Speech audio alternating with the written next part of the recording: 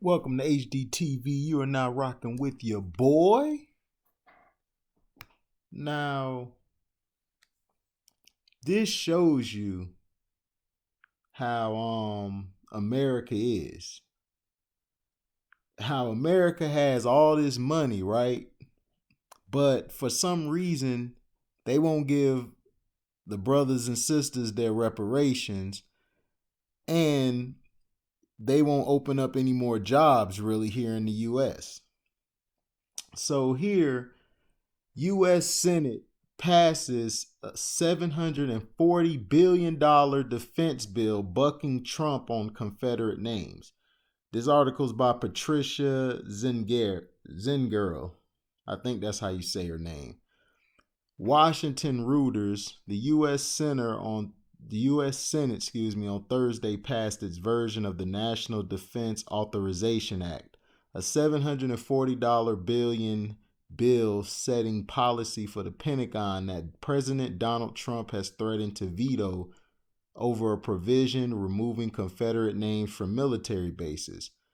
The vote was 86-14, one of the few times the Republican-led Senate has broken from the president, and could pave the way for a fight later this year with the White House.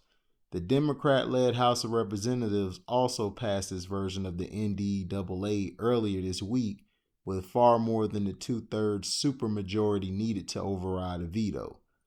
Like the Senate NDAA, the House bill also includes a provision to change the names of military facilities named after generals who fought on the pro-slavery side during the Civil War 155 years ago.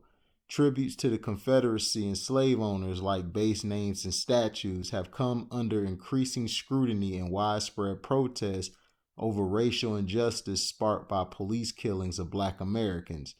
Now that the House and Senate have both passed versions of the bill, congressional negotiators will meet behind closed doors to negotiate a final compromise, NDAA, reconciling differences between the two. The process will likely take months. That compromise must pass both chambers before it can be sent for Trump's signature or veto. The requirement to change the base names is likely to survive the process because it was passed by both chambers.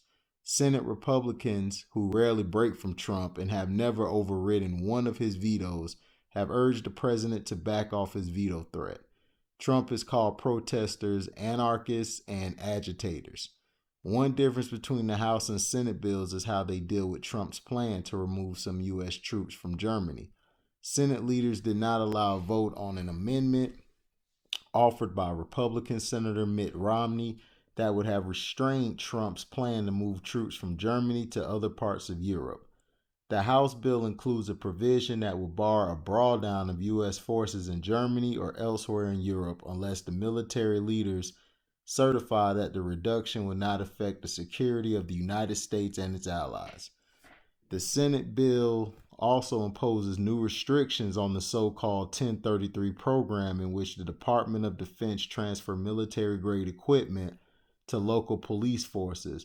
Although it does not block them, that program has also been subject to scrutiny during demonstrations, as officers have used tear gas and driven armored vehicles while dealing with demonstrators. The House bill does not include restrictions on 1033 program. Congress has passed the NDAA for 59 straight years. It is one of the few major pieces of legislation treated as must-pass because it governs everything from pay raises for the troops to how many aircraft should be purchased or how best to compete with rivals like Russia and China. So basically, they give the authorization of the military to give military type weapons to the police, the local law enforcement, to deal with things they see as a threat, or basically how we say it, deal with protesters or people who are fighting something. They have the right to use these type of things if they feel they're being threatened. But the thing I'm looking at is, you pass $740 billion on a bill, and not just any bill. It's the defense bill. And you're trying to use the and Trump's basically trying to say don't change the Confederate names or change the look, the presidency and the Confederate thing, that's a whole nother story. But let's pay attention to the money. You have all this money for the army, for the war, for everything. And I know people are gonna argue saying that, well, they do protect us. They make sure that we're safe. Yeah, so basically, everything we learned in school growing up is total BS. We live in a military type society where the military and everything is the strength of the country. And basically, we're just the people, or I should say, we're the red blood cells that keep this country going.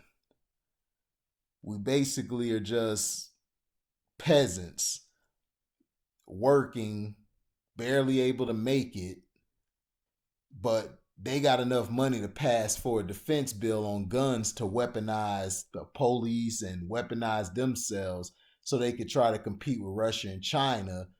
And it's funny because Trump is basically working with Russia. So it's kind of an oxymoron. But in this case, I'm not the biggest expert on politics. I'm not. I just know BS when I see it, when I smell it, and how it's presented. And to me, this is BS. You have all this money to give to the defense and to give to the police, and you're underpaying the police, but guess what? You can give them guns and everything like that and military type things, and they're being underpaid. And society who protests and who basically want to fight for the right to get reparations or fight for the right just to be respected as a human being, and is basically looked at as crap. This money, see, this is the thing we're not looking at. Look at the money. That money could go to helping people get out of their situation, but they don't want to do that because that would disturb the systematic progress of the systematic order that they have in place right now for us. And they don't want us to get up, and they don't want us to basically get that money because then we'll be on equal playing field. We'll be able to buy this and buy that and be able to open businesses here and there. They don't want that. They want a certain group of people getting to they excuse me. I'm stumbling on my words, it's late. They basically want a certain group of people to sustain and be able to do what they want to do, but other people can't do it. So, to me, from looking at it and reading it, I just think it's bogus. To me, you're giving more money to the military. The military, I understand they do a lot for us, and not and the people who's on the front line, I respect them. But those who are sitting back at home getting fat while receiving this big money, I don't respect them at all. To me, they're using our men and women as and children as pawns in this little war scheme, or I like to say this strong arm scheme, because they like to go strong arm other countries and basically put their ideology on a country who basically has been doing something for like a millennia or a century, but they want to basically change all of that. And I don't agree with that. But I believe this money should I believe we deserve to get our money and we deserve to get our reparations. And this is showing you that they have the money. And also, this is the question: where is this money coming from? If we're in debt as a country, how are they getting this money? Who's paying them this money? I mean, we got to start asking questions, people. Like I said, I'm not the brightest person in the world. I'm not the brightest crown in the crown box. I'm not the sharpest tool in the drawer, but I do know that this is some BS going on, and we need to figure out what the hell is all this money coming from. But we can't fund certain people. We can't fund different neighborhoods or help those neighborhoods grow as a society, but we're just going to keep them down and keep the foot on their neck. But like I said, like, comment, subscribe, share this to everybody you know. I appreciate you guys for your support. If you didn't like the video, like I said, I hope to make another one better. And we're out. Live boy.